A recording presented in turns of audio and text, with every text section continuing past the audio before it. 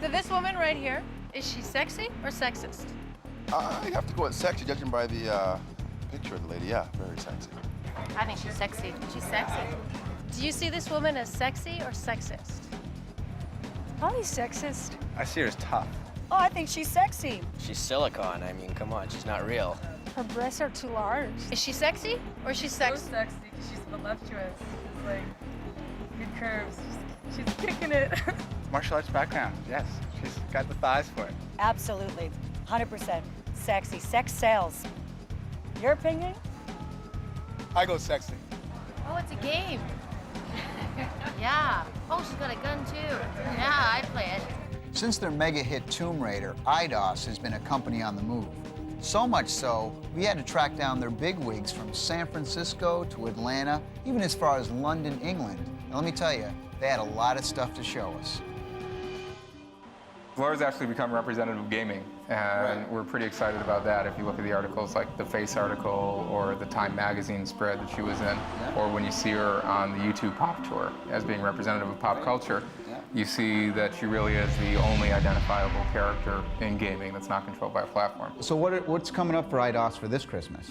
For this Christmas, we've got Tomb Raider 2, of course. Tomb Raider 2. We're really excited about that. That looks fantastic. We're here to talk about Tomb Raider 2. The guys are working really hard, and it's all come together really well. We're really pleased. Well, I couldn't believe that a team of 9 people made a game so rich and complex. Is it the same size? It's exactly the same. The team's a little bit bigger this time than the first time around, which is a bit bizarre. We got about 80% of the original team, and we've got some new blood on it, which have been brilliant. They've brought a lot of really new and exciting ideas. We've basically reworked everything. We didn't just want to produce a sequel which was just perceived to be a system disc, so we've changed the locations dramatically.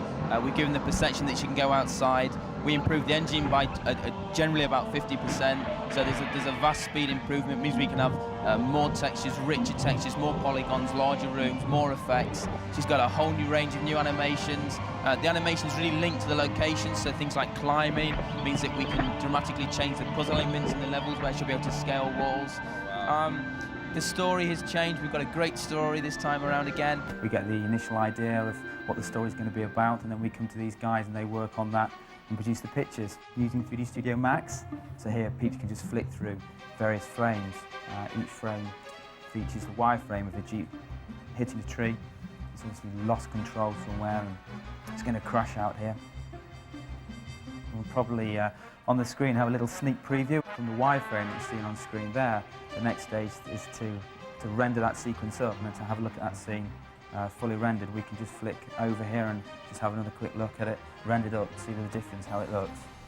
This tells the story of the dagger, which is the artifact which hopefully eventually, if you're successful in the game, you should be able to get to.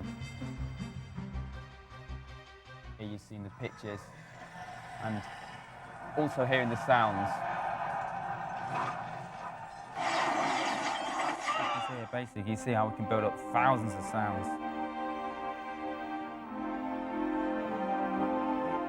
Just by the flick of a switch.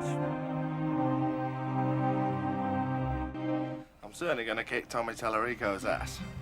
Into the Tomb Raider room. This is where Neil and Heather, who are working on all the games and all the levels and all the design, create the environments, create the textures, set them all up, and you can just click onto a room and go straight to that room. Put the lights in so they can see how the room will be lit. The little light bulbs are obviously the lights in the room, so Neil could probably click on one of those, just lighten it or darken it, and you can see how it affects the room that it's in, how the shadows start to work. So this really is a tool where to use to design and to build up the locations for Tomb Raider 2. Here we see Lara as she exists in our eyes in the company as a wireframe model. Well, do you think you needed the live version of Lara Croft to get people's attention for the game? I think that would probably help a little bit. The morale level might rise a little bit. This is EP.